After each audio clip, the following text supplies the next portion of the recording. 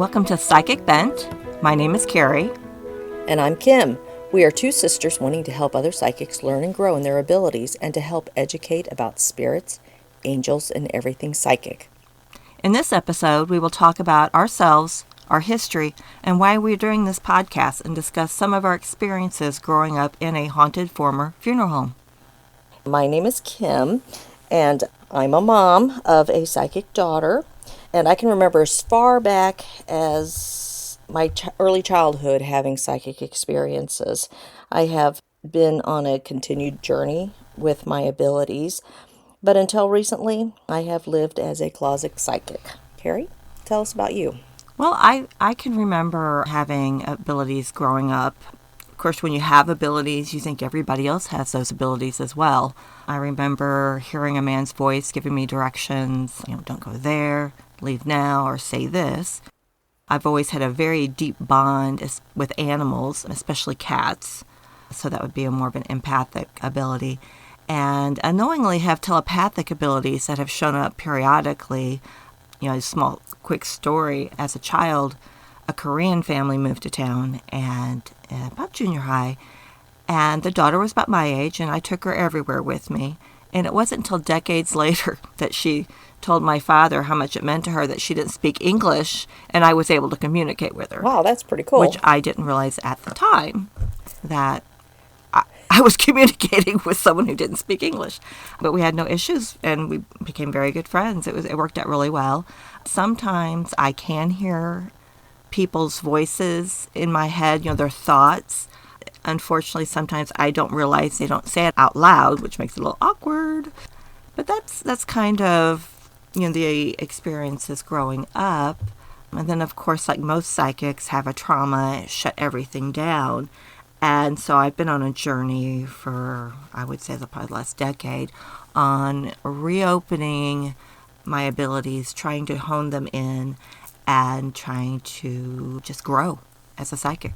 Yeah, I can remember having psychic experiences growing up. One in particular that I had was in the middle of the night. A man came out of my closet and came up to my bed and told me that he just wanted to come in and say goodbye and that he was okay. And I found out, I recognized him as being my grandfather who had just passed away. And I thought that was a very moving experience for myself as a child.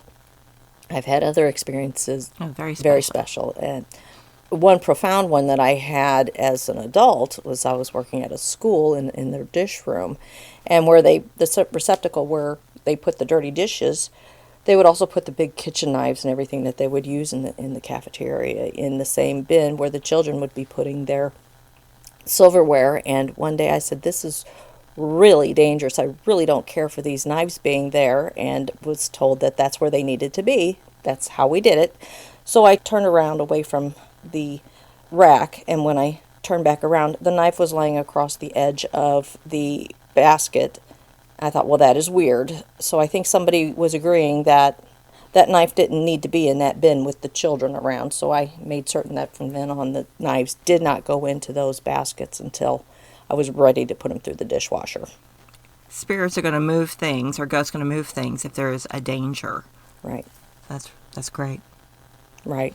Now, tell me about your education. What have you been learning? Well, I'm a Reiki master, and I'm a certified Reiki animal practitioner. And animals are so much easier to work on, by the way, than people. They don't have as much junk. Easy to work with. I'm currently taking a hypnosis course, which I am hoping to add past life regression modality to my toolbox as a psychic to be able to help people let go of past traumas. Oh, that's interesting. That's very, very interesting. And what about you, Kim? As I said earlier, I am a lifelong psychic with psychic abilities since childhood and have come out of the closet recently, which is a little difficult for me, but yet here I am, and I know there's other people out there that are living in the closet with their psychic abilities, and hopefully this will encourage them through what we educate them with to step out and embrace what they have. And what Kim isn't telling you is she is our IT guru, where she has a wonderful ability on anything that has to do with IT, and she is the one behind the scene editing everything. So she is on top of it. That's one of your abilities. Thank you. We'll see how That's that one all of your goes. abilities. May not be psychic, but it's there. Yeah, but it's there. Okay, so let's go on to why we're doing this podcast. It's difficult to find. I mean, there's a lot of material out there, whether it's books, on the internet. If Facebook gives you a lot of ads on different things, and you and I had problems finding things that resonated with our personal beliefs. And there's no right or wrong belief. It's just what resonates with you and what helps you to grow. So we've had trouble finding podcasts that help to educate. Also, growing up in the Bible Belt, you had to be pretty hush-hush about your abilities and growing them. So going to a workshop could be very awkward. True. For people to go and do. And actually you're putting yourself out there. And if you're a big empath, you don't want all those feelings. So, for us, I believe we're doing this to just help others to grow. And it's also going to help us strengthen our abilities and grow as well. That's true. Let's tell the listeners how we came up with the name Psychic Bent, because I'm certain most people out there have not heard that phrase before. And I'm sure they're wondering why Psychic Bent. Well, when we were talking about and brainstorming about putting the podcast together, we were trying to come up with different names. And, Kim being a psychic closet, we thought we'd go with that. But you would be surprised how many psychic closet podcast Facebook pages and books are out there. So we thought we'd go a different route. But we wanted to stay true to us. And our mother, who passed away last year, had spent decades compiling genealogy history of our family on both sides of the family.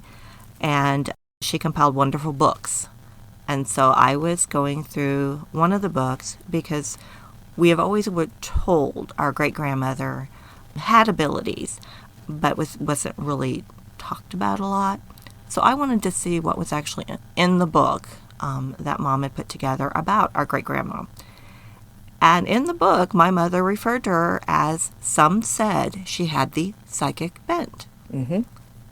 Which, for the time period, is how they referred to people that were seers or psychics or had abilities. And so, kind of as a montage to our mother and our great-grandmother, we went with psychic bent. Okay, so tell us a little bit more about Grandma Gray and her abilities. Well, Grandma, evidently, when she was younger, did a lot of seances.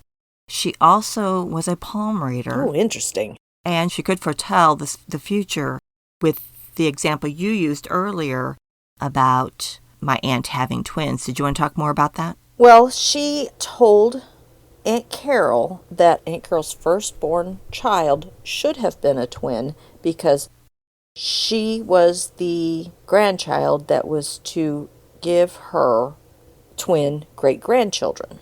And Grandma Gray passed before our aunt gave her the twins that she was to have. But Grandma told her she'd be dead before the twins arrived. Yeah, she then told me that now she would be dead before my twins were born. Gavin was supposed to be the twin. Right. Of course, Great-Grandma said that one time one of her boys needed a pair of shoes and she couldn't afford them.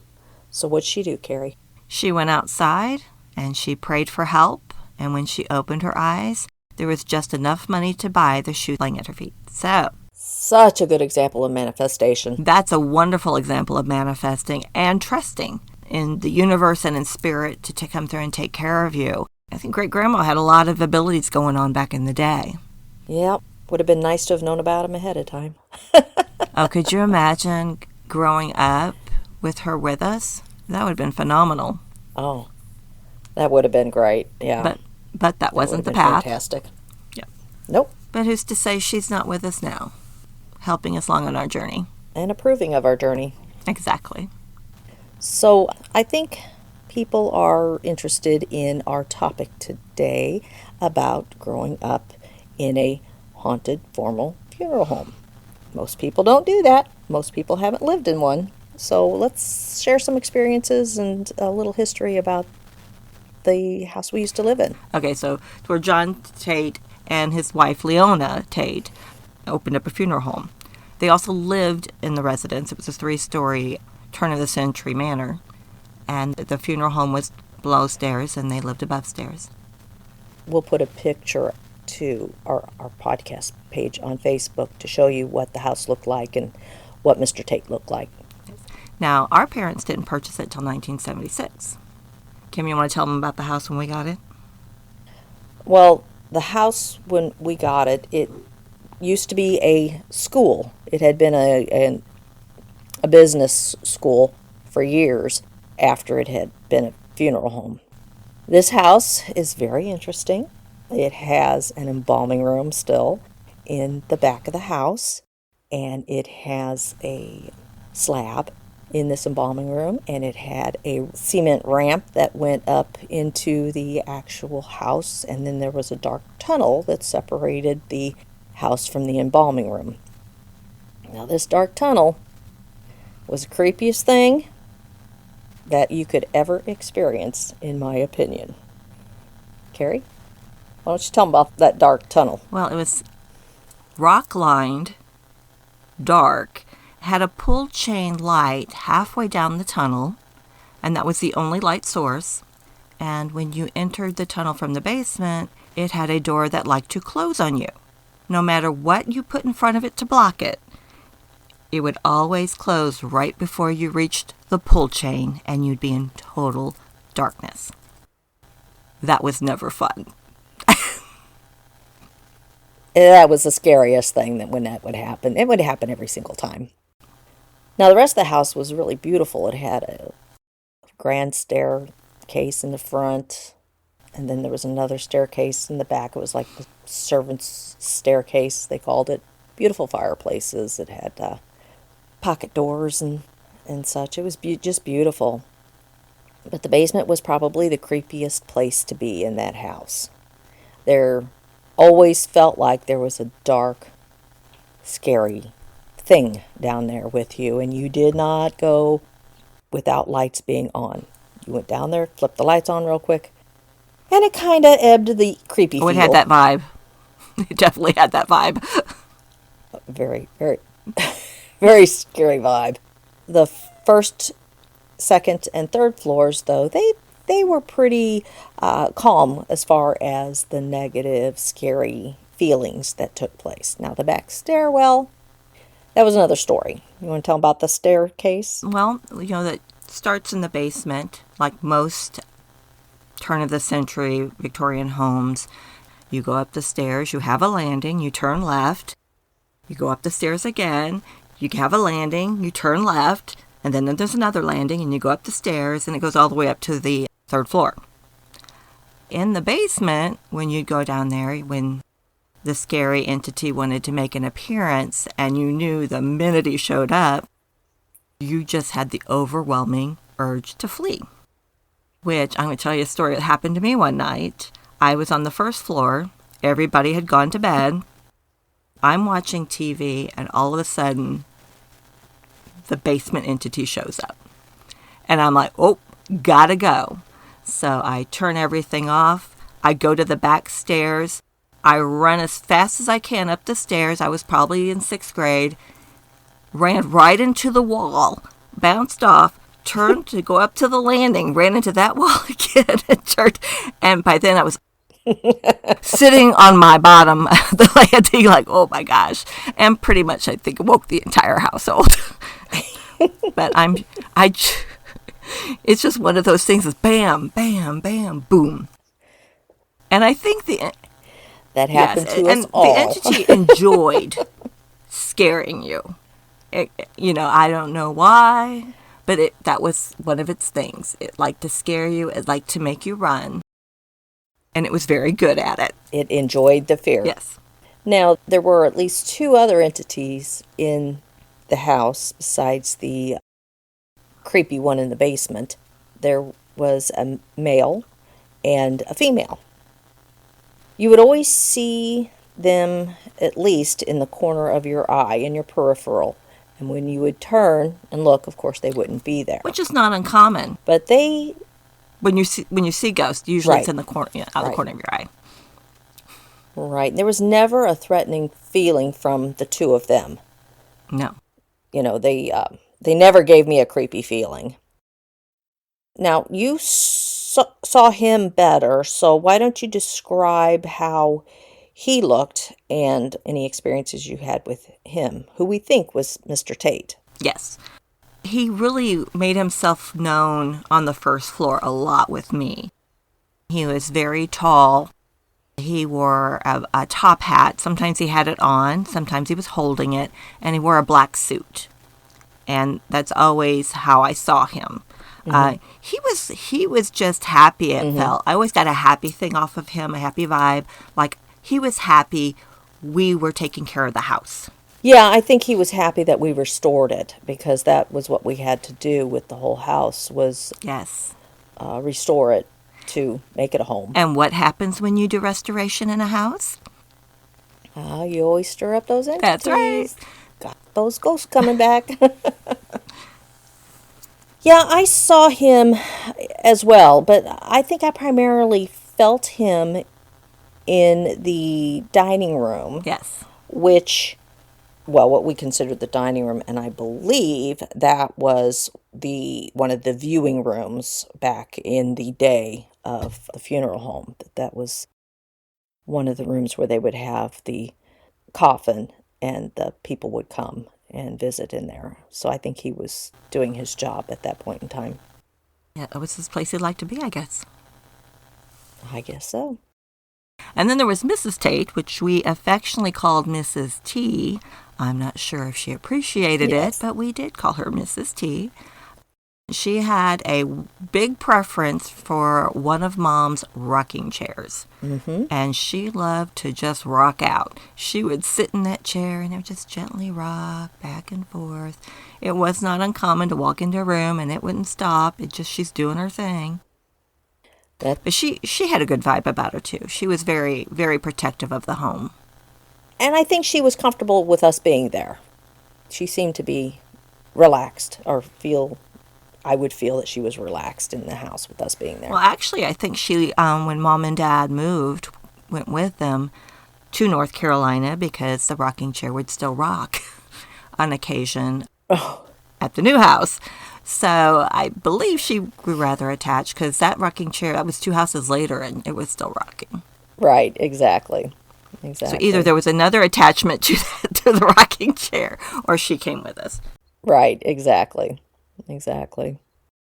Now, Dad had an experience. He is not a believer in ghosts and psychic abilities and such, but he did have an experience in that house that I think probably changed his opinion. What do you think, Carrie? Absolutely. Even though he's not as firm about the belief as he once was. Right. He hasn't embraced it. No. But he respects it, I think. Gosh, Mom had a migraine and went to bed early, and Dad was working on the night shift. And he got in his car, and he was backing down the driveway, and the front door had a window in it, an odd-shaped window.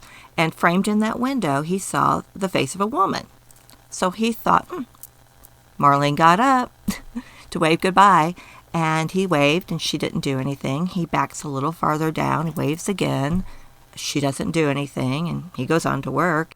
And when he comes the next morning, he wanted to know why Mom didn't wave at him.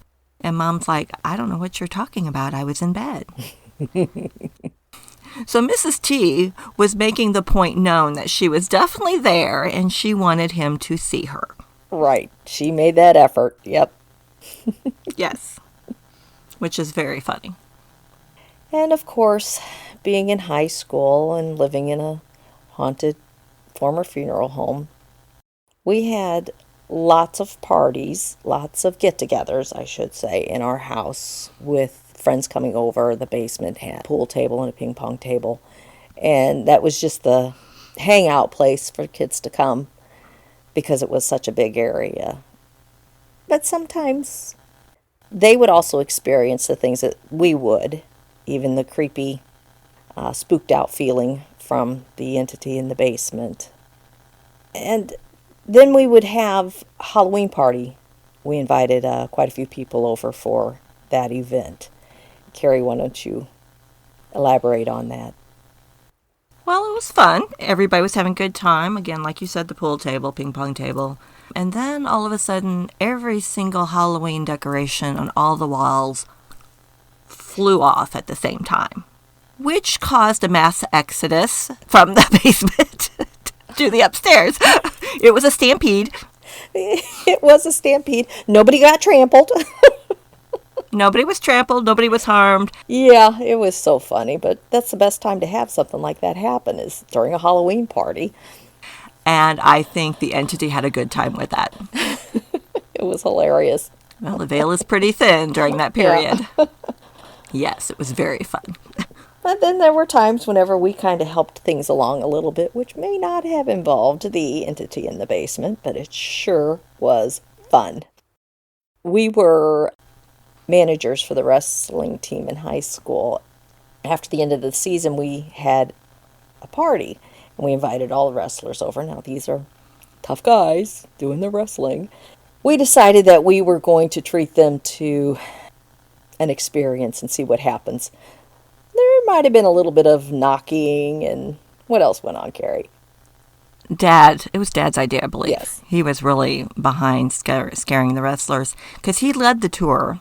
He took them through the basement, through the tunnel, to the embalming room, where it's creepy tunnel, the whole 9 yards.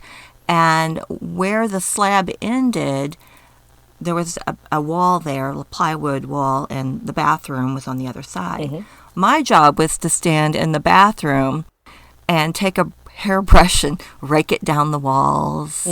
Might have said, "Let me out" a couple times. And then Dad shut the light off in the embalming room. Yes. And the screaming ensued. Never heard so much screaming. I had never heard so many guys scream like girls in my life. So that was kind of fun. Little thing to do in a haunted house. Yes, it was hilarious. And the downstairs entity might have enjoyed that because there was a lot of screaming involved. There was a lot of fear, and that it did thrive on that fear. But every year we had to have the party, and every year they had to take the tour. This is true. Because there was always the freshman wrestlers coming in that didn't know this is what's going to happen. Yeah, they had to have that initiation. But we never told them that it wasn't a real experience. Right. We just let their imagination run with that. Yeah, that's true. That's true. We had enough experiences, though, in that house to know that there was something that was going on there. But it was fun to put on these little tricks. Definitely. You couldn't exactly expect our entities to appear on demand. That would be rude. That would be rude. We did a Halloween trick-or-treating episode that didn't really pertain to the haunted house, but we kind of scared the neighborhood children. We had the entryway of the room we kept dark, and the front door was there, and our eldest sister's tall, so she was standing on a footstool that made her even taller, wearing all black, talking in a creepy voice and I stood behind her. Kim, one of us did, opened the door. The kids couldn't see how the door opened. It just opened. And yeah, that would freak out. And then they'd run down the stairs, and one of our friends was dressed like a scarecrow and had been sitting on a hill bay, is now there scaring them. Yes. And they ran the other direction, and the parents are laughing, and we had the most trick-or-treaters that year, I think. Yes, we did. It was fun. Yeah. That has nothing to do with living in a haunted house. It has nothing to do with psychic abilities, but it was a really good time. It was fun because I think the house had the reputation as being haunted, so it just added to it. Oh, yes. When Mom and Dad decided to sell the house, the prospective buyers came right out and asked if the house is haunted.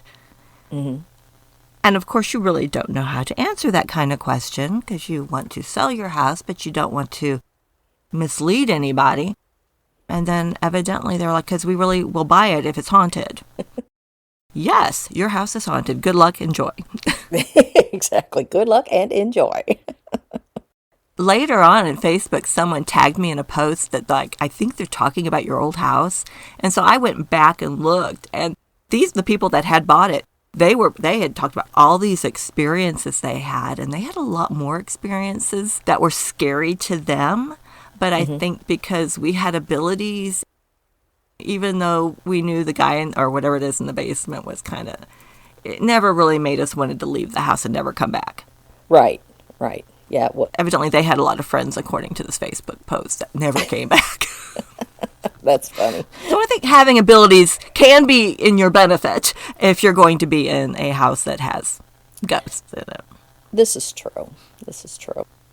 One of the other things that I do remember about Mrs. T was the fact that she seemed to like to help us, especially when doing our chores, like dusting something, getting it halfway done, being a teenager, doing something else. Oh, I'll get it done in a few minutes and come back and it would be completely done for you.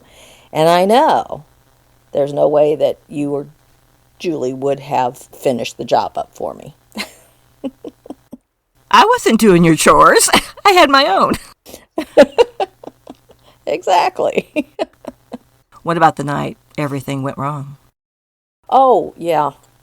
A lot of times with psychic children, they express things, experience things, tell their parents about things, and they're kind of explained away. And I think that was something that happened to me because one night I myself woke up in the middle of the night and I had pull chains that held my curtains back. They were piled on each side of my head on my pillow when I woke up.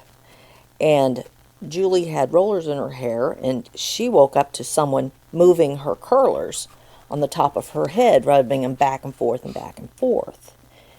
And Carrie, you had something happen that night as well. Oh, my light in the bedroom came on. Mine was pretty tame compared to everybody else. Right. So that next morning, we went downstairs and said, man, my chains were down on the side of my head on the pillow, and Julie was talking about her curlers being moved. And so it was explained away that it was probably me in my sleepwalking that I did these three things because I am a habitual sleepwalker. So we kind of said, okay, if that's what you think, that's what happened. But I know I wasn't sleepwalking that night. I did not do all of that. Well, based on the house being haunted, I think we can honestly believe you probably were not the perpetrator of the crime, so to speak. This doesn't pertain to growing up in the haunted house, but it does pertain to having particular abilities. And I currently live in a haunted house, which is to my husband's dismay. Tell us about that. Well, when my husband and I were dating, I told him about my abilities. And, like most people who've never experienced a relationship with someone who has psychic abilities, I led with empath because I figured that would be the easiest thing to, okay, she's got feelings and she's got, emotional times. And he actually Googled empath, which I was impressed because he's not much of a computer guru. So he kind of understood a little bit about the empath situation. But as we were looking at houses to buy, I would be like, no. Until we got to this one. Oh, they're nice ghosts. Okay, I like these ghosts. These are okay. And I failed to mention to him about the ghosts in the house when we bought the house. Right. But we have a husband and wife. We have Mr. Ledford and Mrs. Ledford. And the black dog that showed up probably about 2 years after we were living here. He's just been showing up. I see Mr. Ledford more than my husband does, and he sees Mrs. Ledford more than I do, but we've haven't encountered them.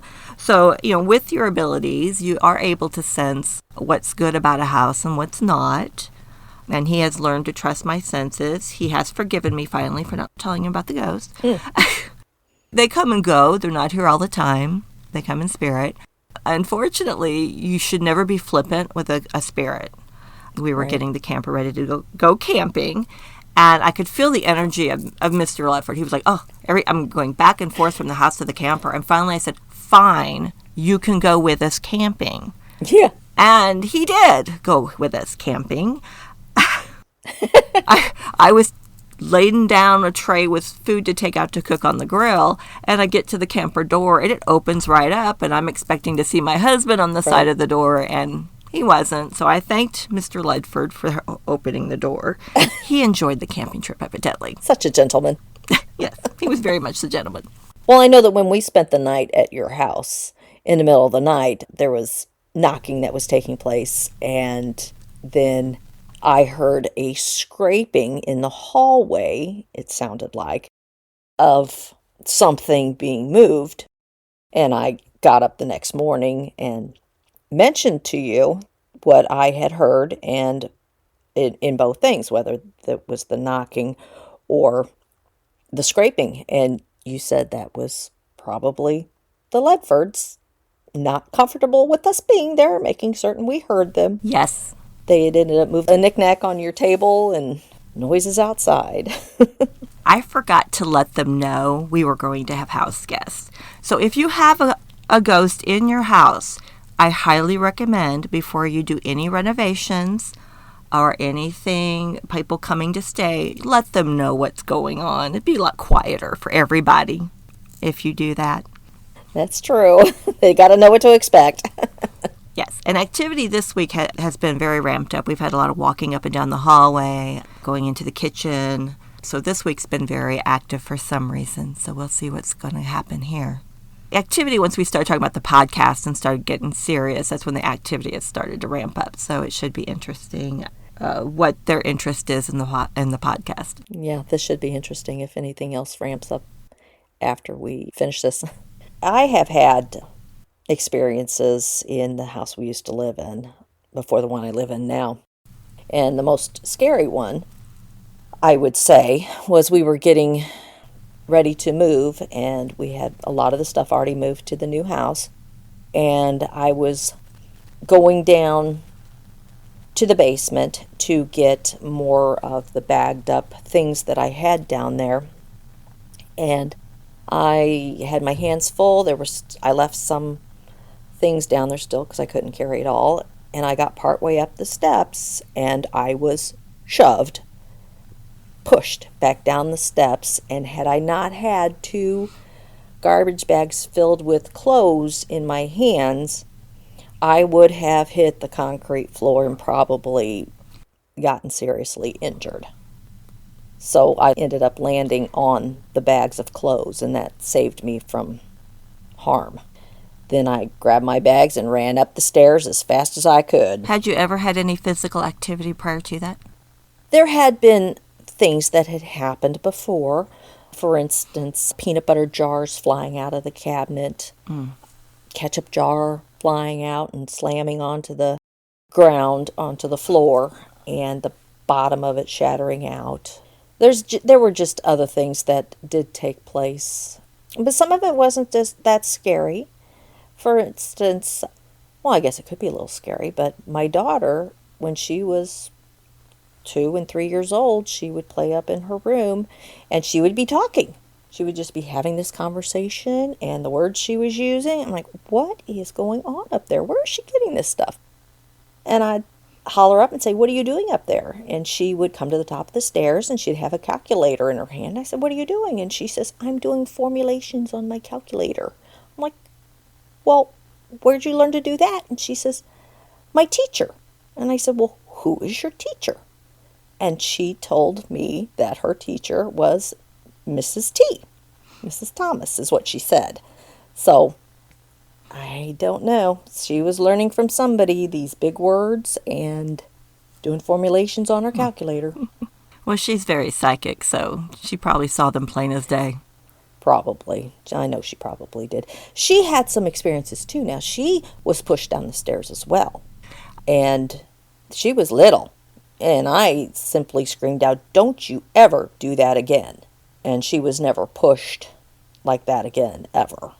But that was before I learned how to get rid of an entity or make it leave. Right. With the saging and the you're not welcome here and you need to go and push it out the door. And that's going to be a future topic Yeah, on how to protect yourself and get rid of unwanted entities. correct. I don't want people to think that all of the experiences have to be bad or scary or dangerous, that there are ways that you can remove those from the place. Yes. Help yourself. Yeah, and sometimes an entity can't pull enough energy Exactly. from its environment to communicate like it wants to. And sometimes they do things not meaning to. Right. I'm not saying in your situation they didn't mean to push you down the stairs, but like I had a situation in the current house I'm at, and I had an EVP session started, left the recorder going, and I was making cinnamon rolls. And I opened the cabinet, and the cinnamon shot out of the cabinet, whacked me in the shoulder, and I basically said, well, that wasn't very nice. Mm-hmm. But I was going to the cabinet to get the cinnamon for the cinnamon rolls. And, sometimes they, try to get your attention, and they gently tap, and they get harder and harder and harder. And that's sometimes how we end up with a scratch. They don't mean to. They're just Right. hey, hey, hey. And they get louder and louder and just try to get your attention. And then sometimes it comes out very awkward for the way they use their energy. And it's funny because after I finished making the cinnamon rolls, put them in the oven, I went back to listen to the EVP session. And I heard when I said that wasn't very nice, a female voice says, no, it wasn't. Oh, interesting. And then a little bit later, I heard a male voice say, who are you? So it was interesting. So was he asking you who you were or her who she was? No, he was asking her. Oh. He was asking her who she was. Because then all activities ceased. And, when I started the EVP session, obviously I felt that there was someone Interesting. in the house. Right, exactly. I'm like, okay, someone's here now, other than me. And so that's why I started the EVP session. He also likes our dog. Right. He calls him Maxwell, and which is Maxwell's given name, but we always call him Max. Mm-hmm. We'll hear him occasionally, hey, Maxwell. It's kind of cute. But, with abilities, you are going to attract people to your home. Not on purpose, but it's like a candle in the darkness. They see this little light, and they're going to go towards it because you're emitting that kind of energy. And if you're an ungrounded psychic, or you are Yes. a closet psychic that's wanting to stay there with the door closed tightly, you're going to attract entities into your home. The woman with the cinnamon, I do know who that was, and it was not Mrs. Ludford, but it was a very dear friend that passed away that loved to bake. Mm-hmm. And I think she was just trying to be helpful with the cinnamon. Didn't mean to really hit me with it. But she quickly left when the male entity wanted to know who she was. Right. So, right. You're invading my space, so who are you? yeah. And it can be scary when you haven't educated yourself on everything that can happen to you when you're a psychic, or to even to admit that you're a psychic. It can be very scary because you don't understand what's really happening. What's going on here? Why am I all of a sudden hearing somebody say my name from behind me, and I turn around and look and there's nobody there? Or I feel a tap on my shoulder and you look and there's nobody there. And that can get a little unnerving for people. So hopefully with this podcast we'll be able to educate people and let them feel comfortable in their abilities to understand what's happening around them. Everybody has abilities. It's just whether or not you want to develop those abilities and how far you want to take it. You have people that are naturally born psychics, that their abilities are on, Right. and they're not really having to develop them. They're having to learn the grounding situation, and they're learning how to use their abilities. And then there's others that are using their psychic muscles and developing those psychic muscles, and they're going to start learning how to do their abilities. A lot of people don't start to open their abilities until later in life because they don't have they're past the peer pressure stage, so to speak. Right. They're past the, I really feel guilty and scared, and I don't want everybody to think that I'm strange kind of feelings. They're beyond that. Yeah, they're not embracing their inner weirdness. Correct. Embrace your inner weirdness, people. It's good. That's right. Hollywood has put such a hype on ghosts and hauntings, and don't get me wrong, there are bad ones. But not all situations are that way. And being clairvoyant isn't like how it is on TV. Right. It's not like on, Revelation, she passes out and I had this view. It's not like that. So you being able to accept the fact that psychic abilities are there and you're using them, especially in the most common one, your gut instinct. That is a psychic ability linked to empath. Everybody's got it. Correct. Sometimes we ignore it. Sometimes we go with Right. it. So I think actually understanding that it's not like what Hollywood says. It's not all like, I don't want to say a particular ghost hunting show, but it's not all possession and all that kind of stuff. Right. And you know what show I'm talking about. Yes, I do. But we won't mention it. No, we won't. Not mentioning it. As long as you can learn how to ground yourself, to protect yourself, or even learn how to turn them off whenever you don't want to use them, because you can't be on all the time. No. If you've got your powers on or your abilities on all the time, that's just going to drain you and could cause health issues. So you have to learn how to shut it down when you need to, turn it on when you want to, and make certain that when you, even if you're an empath, that you don't feel everybody's feels all the time. It is not a good place to be. No, and boundaries are very important when you have psychic abilities. Empaths don't want to hurt anybody's feelings. They want to fix it all. Everybody loves me, blah, blah, blah. Yeah. And you're hurting yourself because you don't have appropriate boundaries. And we've all learned that one the hard way. Yes. Hello, Mr. Narcissist. Mr. Narcissist, how are you? Yeah, but you have to be able to identify that that's a narcissist. Yes. And that's where I hope our education part of the podcast will come in to play, to help people learn that these characteristics, this is a narcissist, and this is, as an empath or whatever, that's not the type of feels that you want to have with this person. But we're not going to get into dating. No. Dating paths or anything. Right. No advice on dating.